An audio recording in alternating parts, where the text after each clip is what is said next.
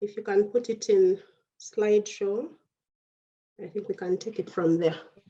So like I was saying that I'm glad it's actually on the screen already.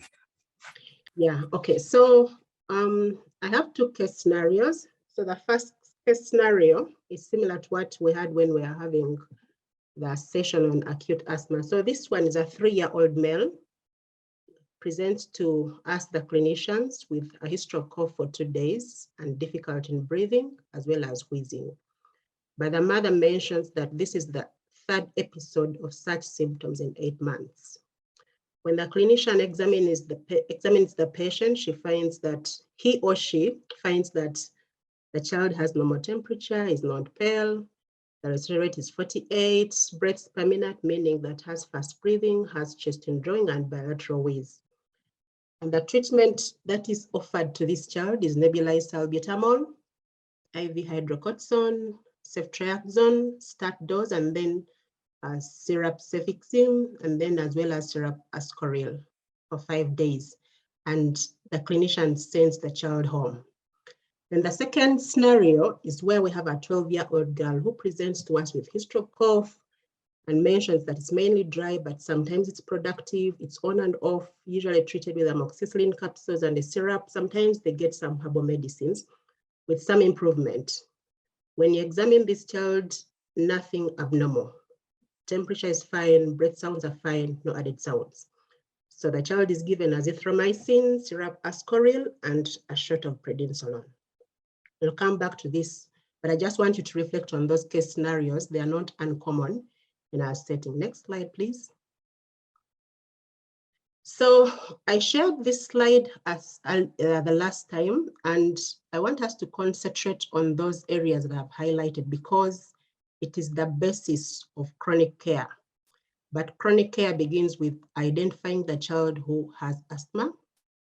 And therefore, it's very important to understand that asthma presents in so many ways, just like you've seen in the 2 case scenarios. And that's why we say it's a heterogeneous disease. It's characterized by chronic airway inflammation. So this inflammation is chronic, and you'll appreciate why we treat the way we treat, because at the back of our minds, we know that there is chronic airway inflammation that is going on. And it is this chronic inflammation that sets the ground for hyperresponsiveness. And that's why if a child is exposed to the triggers like we saw last time, their airways respond in an exaggerated manner. And it is a result of that hyperresponsiveness that eventually we get the airway narrowing, and therefore we get the airflow limitation. So all those issues are important when you're thinking about the care of this child. And as a result of those series of actions in the child's airway, you find that they present with a history of wheeze, shortness of breath, chest tightness, cough. But these symptoms vary over time and in intensity, even in the same individual. And also the expiratory airflow limitation is variable. And you'll appreciate that sometimes when we are doing spirometry, we may find that the child has normal lung function. It does not mean they don't have asthma. It's just because that airflow limitation varies from time to time. But it's very important to note that at some point, if the child is not treated, this airflow limitation actually becomes persistent. Next slide. And so a child has presented to us the 2 case scenarios that I've shared. So we need to do an assessment to find out, does this child have asthma or not? So these are the 2 basic things that we need to do. Number 1, you must take history. There is no, I wish that host could mute. Kindly mute your mic. So I was saying that when you're trying to make a diagnosis in children, so the children, we usually divide them in under 5s, 6 to 11 years, and then the adolescents. So this criteria is strictly for those ones who are 6 years and above. And there are mainly 2 things we have to look at. You must take history. If you don't take a good history, you'll never arrive at a diagnosis. And the history is around the symptoms, but very important that these symptoms have a recurring pattern. So like the child we saw had 3 episodes in 8 months. Probably it's not pneumonia. Think harder. Why is this child coming to me every now and then with these symptoms, either in combination or one? It's very important to look at the family history of asthma and allergies, but I want to mention that not all asthmatics will present a family history of asthma. I've seen people saying or telling patients that you don't have asthma because in your family there is no asthma. So it's just about 30% of them that know somebody in their family who actually has asthma. So the absence of somebody with asthma symptoms in your family does not mean that you cannot have asthma. Then after taking the history, if you have the capacity to do the tests, please go ahead and confirm that there is variable expiratory airflow limitation. And this one, we do it in two ways. The test we do is actually called spirometry. And so those are details of the tests or the results that we get. FEV means the first extracellular volume in the first second, and then the ratio.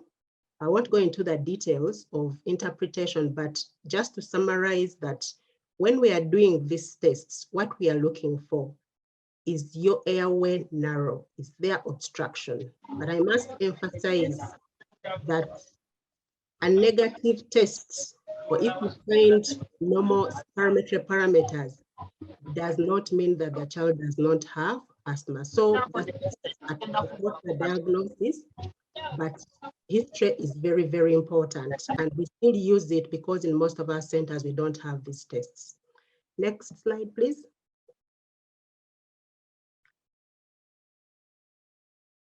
Next slide. So the previous slide was for children 6 years and above. So this one is for the under fives. Under fives can also have asthma, much harder to diagnose, but if you take a good history again of those symptoms, you're able to actually arrive at a diagnosis. So you'll see that there is a difference when we are dealing with older children compared to the young ones. For the young ones, there is a cough. So you have to have more details about the cough. And I'll not go into each of those details, but it could be with exercise, with laughing, when they're exposed to tobacco smoke, the cough is present even when they don't have a common cold. So it's important to have more details about that cough. The wheezing is also very important. You also have to find out more about the wheezing, not just is the child wheezing yes or no and you stop there. There are other things you need to look through to find out if the child is actually having wheezing. The difficult or heavy breathing or shortness of breath, usually the parents are able to talk about this, but because these children usually may not be able to express some of these symptoms, but the parent may actually be able to know that when this child is playing around or is exercising, then they start having difficulty in breathing, extremes of emotions, for example, laughing and crying. And then for a child who has had these recurrent symptoms, they eventually have reduced activity. They are not playing as usual. So tease out the fact that their child is not as active as they used to be, and this could be a pointer to a possibility of asthma. And like for the adults, the past or family history of allergies, of asthma is also very important. But specifically in this age group, because we are not able to do the spirometry test that I mentioned earlier, we give a therapeutic trial and we use inhaled corticosteroids and as needed short-acting beta agonists. And please, for us to be able to confirm that there is an improvement, give it for 2 to 3 months. I've seen people prescribing Montelukast for 1 week, for 2 weeks, for 3 weeks, and they say it's not working. I would not expect a big difference until at least I've done 2 months of therapy, and then I'm able to tease out if these symptoms have actually gone or they are still there, and I think about another diagnosis. Next slide, please.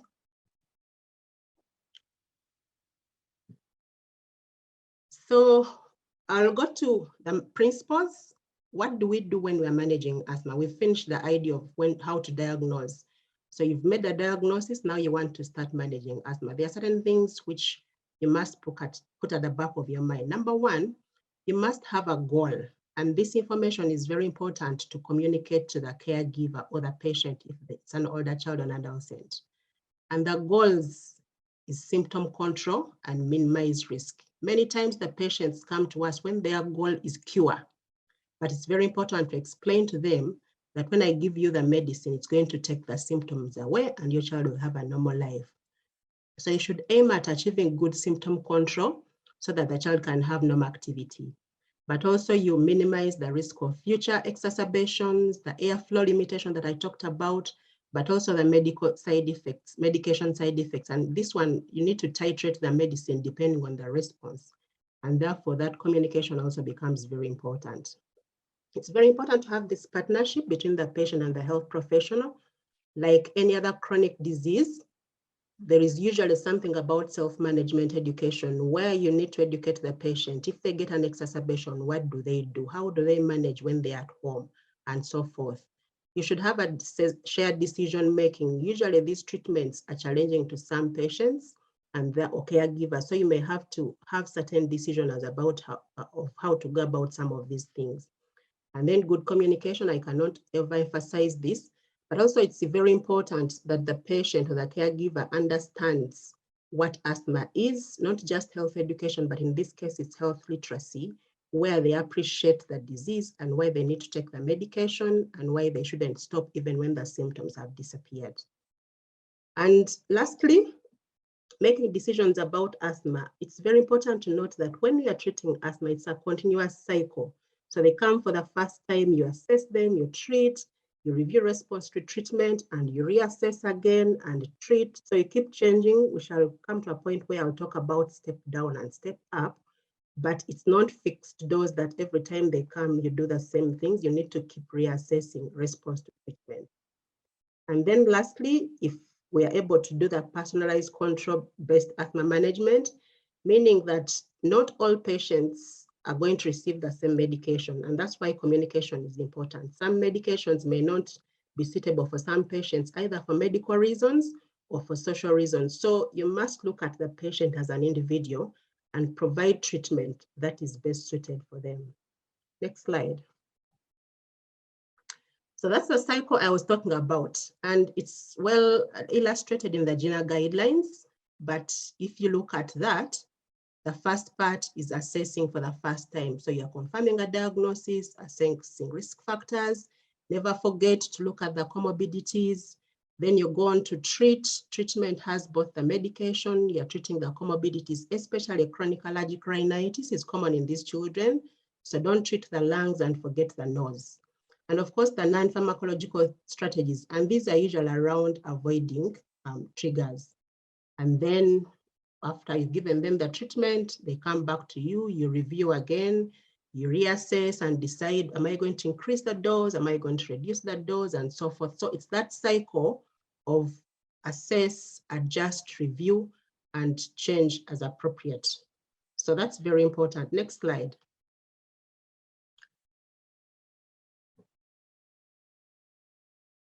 So I'm going to go briefly through the treatment. And I want to mention that when it comes to treatment, we go back to the three categories that I mentioned. When you're doing the diagnosis, it's 6 and above, and then the under 5s. But when it comes to treatment, it is under 5s, 6 to 11 years, and then 12 years to 18 years.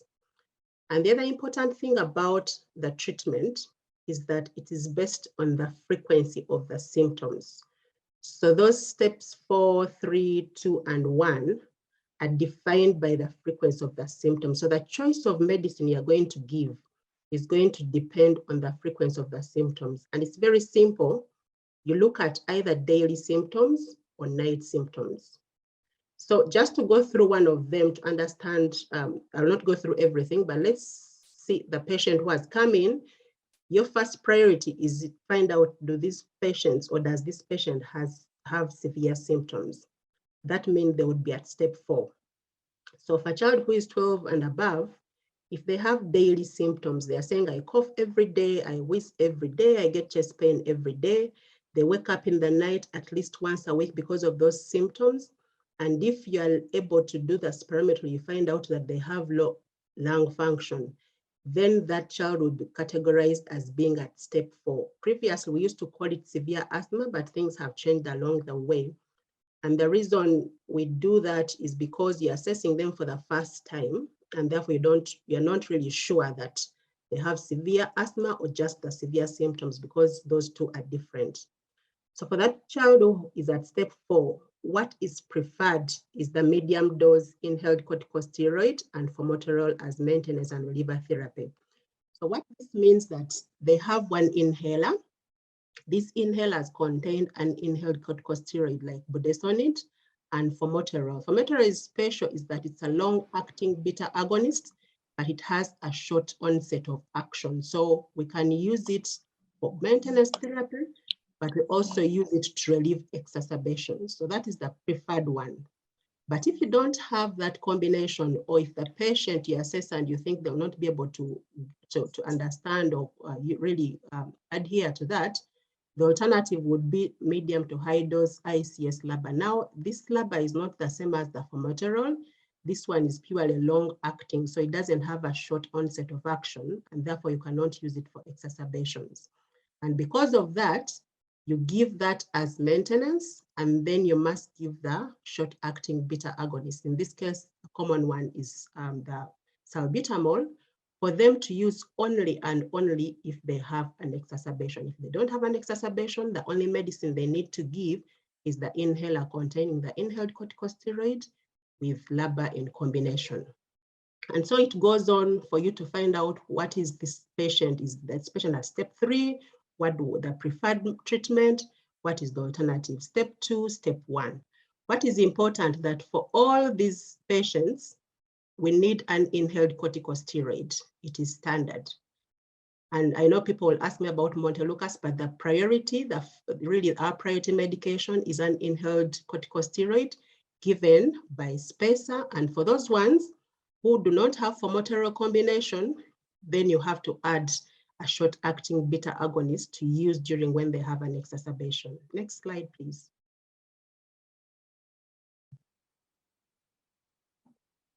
So the same happens for children who are 6 to 11 years. We have the step 1, 2, 3, and 4. You can go through the symptoms and the frequency to determine what that means in your own time.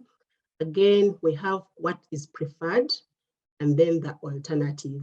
So as you'll see in this 6 to 11 years, we do not yet have Montelukast. We have the inhaled long-acting beta agonist and the low-dose maintenance therapy. So the difference between the 12 and above years and 6 to 11 years, for that 6 to 11 years, instead of having the inhaled corticosteroid and the long-acting beta agonist, but with a short onset, meaning formoterol, the preferred is the reverse. So the preferred is where you have an inhaled corticosteroids with a long-acting beta agonist like some salmeterol with a short-acting beta agonist. So for children 6 to 11 years, they must have salbutamol as part of their package for asthma medication. That is the preferred medicine. But if it's not available, then you can give the other one, combination inhaler, which they use as needed, meaning that when they get an exacerbation, but they also use it for daily maintenance therapy. Maybe we shall clarify these things as questions come up. Next slide.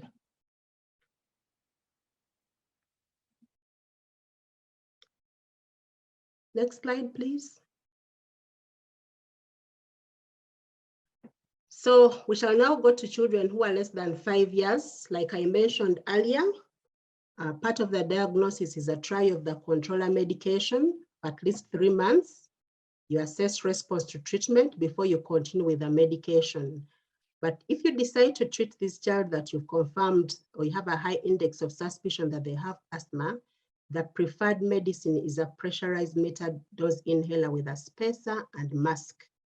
And in terms of the specific treatment, it is plain inhaled corticosteroids. And the alternative is the leukotriene receptor antagonist. So for children who are less than 5 years, we do not give combination inhalers.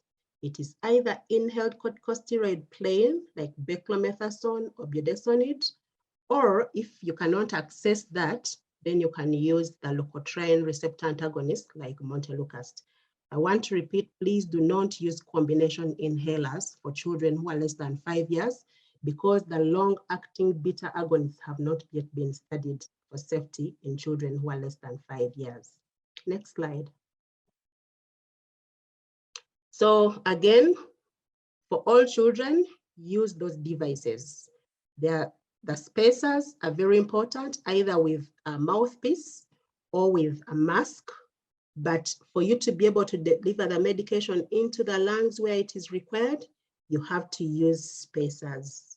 Do not give children to take inhalers directly because it will all end up in the mouth. They will not have improvement. Then they will say that the inhalers do not work. Next slide. So how do I choose between the controller options? Much as I've talked about what is preferred and the alternative, but the reality on the ground can be different. And we are talking about most of us working in low-income settings. So you may, for example, have a child who is coming in, has severe symptoms. You would like to start the ICS formatorial combination, but it's not available, it's very expensive. So there are certain things we need to consider when choosing the best option for that person who is in front of you. Number one, a priority should always go to the preferred treatment, as I described earlier, because this is really based on scientific evidence. But if that's not possible, then look at the patient characteristics. Sometimes they're just not able to afford. Sometimes they're able to afford, but the inhaler technique becomes a challenge, and you just know that when I send this person home, they'll not be able to use the medication at all. Or sometimes they're still resisting the inhalers so much, and you're sure that they will not use it when you give it to them. Sometimes it's the asthma phenotype. Remember, I said that asthma presents in so many ways. And the common one where we decide to give what we call the cough variant asthma, commonly presents with only cough, a dry cough, usually in the night. They don't wheeze, they don't have chest pain, they don't have difficulty in breathing. We've found that those children tend to respond well to Montelukast. So if you don't have the preferred treatment, or they're not able to use the inhaler, you can give them the Montelukast. And then I already mentioned the beliefs. If they are still resistant about the inhaler, don't over push, because they will not use it and the symptoms will continue. Give them an alternative, and in the subsequent engagement with you, ensure that gradually you get them onto starting using the inhaler, because it's the preferred medication. And then the issues around adherence. If the patient or the child, no one is going to help them, give them the medication at home. The mother wakes up at 6 a.m., goes when the child is sleeping, leaves the maid is not able to do the inhaler technique. You just know that this child will never receive this medication. So you think twice and say, maybe this child, let me try a Montelukast, because at least the maid can give. And if the symptom is improved, then you will maintain at that. Next slide. So we'll go to the stepwise management. Now, when I talk about stepwise, it means that you start somewhere.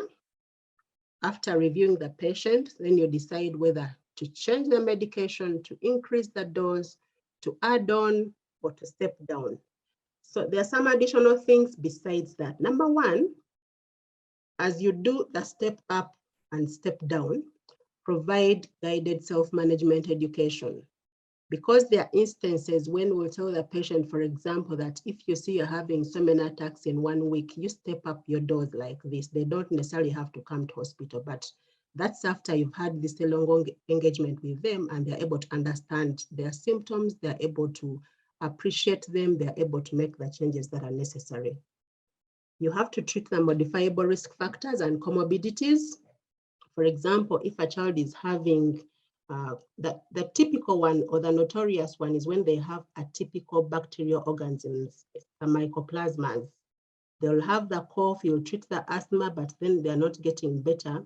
In such instances, you need to think about the possibility that they have atypical organisms, and therefore you need to treat them with macrolides, and then you'll see that you get a breakthrough. The common comorbidities, chronic allergic rhinitis, please treat it so that the child is able to breathe properly, both through the mouth and the lungs. Advice on the non-pharmacological therapies, like I mentioned, trigger avoidance is very important. And so don't just prescribe, go ahead and offer health education or health literacy to the patient. So when do I consider stepping up? consider stepping up, meaning that to go to the next level, if you're at step 1, going to step 2 or step 3 or step 4, that's what we're saying, stepping up from one step to the next step upwards.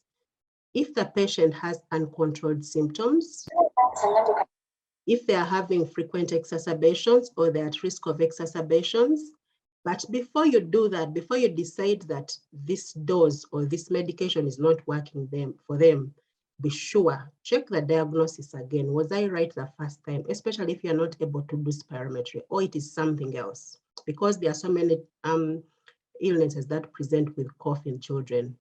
Check the inhaler technique. It's not uncommon for people to put away the spacer and decide to use the inhaler directly in the mouth.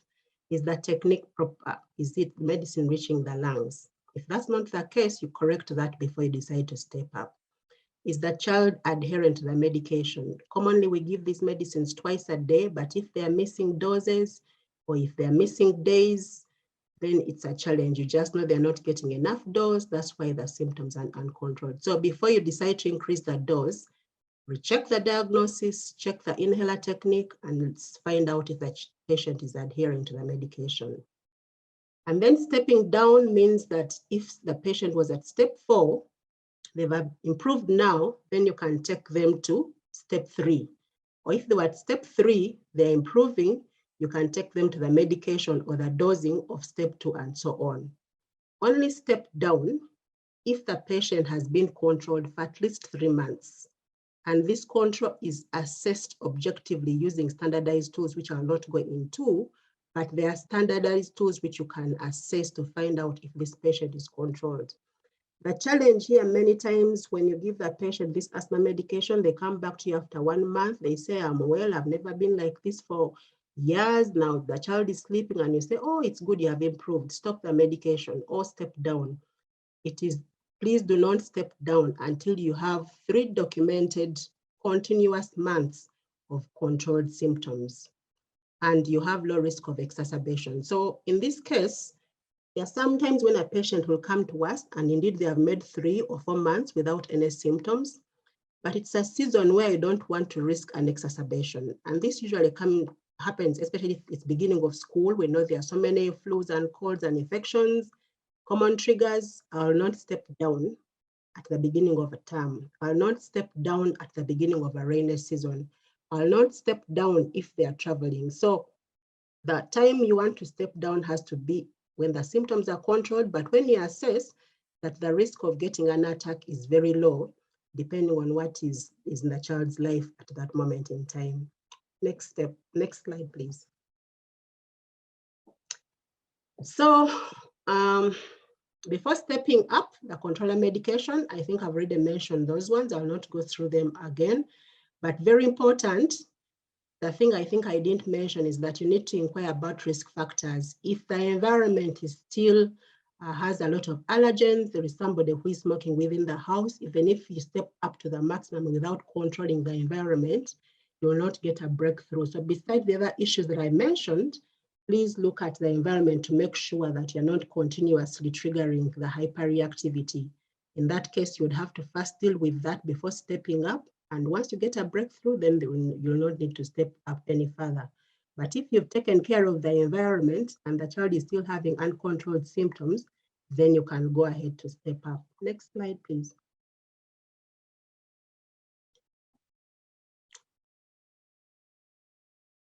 So in summary, if you're looking at chronic care of a child with asthma, number 1, you have to diagnose. But in order to make a diagnosis, you have to have a comprehensive assessment of symptoms. Find out the recurrence, find out if they occur during day or at night, how many times they get an exacerbation, what do they do? Some of them have been to the salbutamol inhaler or they have received a nebulizer and they have noted that when they give the child the nebulizer, the child gets better. And so you would know that they already respond to the inhaled salbutamol, therefore the likelihood of asthma has increased. Whenever possible, depending on the facilities at your unit, confirm that there is variable expiratory flow limitation or airflow limitation. Then identify the appropriate state when starting medication. Remember, I went through step 1, step 2, step 3, step 4. It is very simple. Find out the frequency of the symptoms, both day and night symptoms, and decide that this child is at step 2, and it is clear which medication is preferred. If you don't have the preferred medication, use the alternative. But never forget that there are other considerations you may have to put in place as you make a prescription for that child. Encourage the patients to come back within 1 month to check their response to treatment. Much as I mentioned that we only consider control after 3 months of treatment, but if you've not got the diagnosis right, you don't wait for 3 months to stop the medication. So let them come back within the first month. Usually there is a change if they are responding to the asthma medication, and decide whether you need to continue the medication or you need to rethink your diagnosis, because again, diagnosing asthma in children is not something simple. When they come back again, assess asthma control to guide the step down or up process, like I mentioned. And I cannot overemphasize the importance of communicating. Communicate with a caregiver, communicate with an adolescent, communicate. That's the only way you will get good outcomes out of this partnership. I think that was my last slide. You can just double check, but I think that was the last slide. Oh yeah, I'll talk about assessing asthma control. I think I hadn't talked about that. You're assessing the level of symptom control. For example, if a patient, when you first saw them, they were having day and night symptoms. When they come back after 1 month, they may say, but now I sleep through the night. Occasionally, I get symptoms during the day. So you know that there is some improvement. And when you're using your asthma assessment tool for control, you'll be able to know how much they score. Then assess future risk of poor outcomes. They may not be getting, for example, if they had both day and night symptoms, the night symptoms may have stopped, but then they're getting exacerbations during the day. They're ending up in hospital. So you assess, is this the kind of child who is likely to have future exacerbations? Is this the kind of child probably who has persistent airflow limitation? Is this the kind of child who is likely to have medication side effects? So go through all that as you try to assess control, because it's very important when you're deciding to step up or step down or change medication. For example, there are some children when their preferred medication is the inhaled corticosteroid with formoterol, but when they react to formoterol, much as they may be adolescents and it's the preferred medication, then you decide, I'll not give them combination therapy, I'll give them a plain inhaled corticosteroid. So it's very important to find out issues around medication side effects. And then, like I mentioned earlier, there are tools that we use to assess control. I'll not go through them, but they're available online. There is the asthma control tool. There is one which is specific for children. We call it the C, meaning children, asthma control tool. There is the asthma control questionnaire and many others. These ones give you an objective assessment because you score. And once you get the total score, they're able to tell you that this child is poorly controlled, partially controlled, or well controlled, and they can guide you on the next course of action. Last slide, I think, is for references. Yes, those are the references that I used. It's mainly around the general guidelines that we use. Other countries may have country-specific guidelines, but we don't have any, so we use that. So you will notice that I've not gone into the details. It's a lot of things around caring for children with asthma. So I just decided to focus on principles. You can always read the slides and reach out just in case you need any clarification. So thank you so much. I'll hand over back to the chair.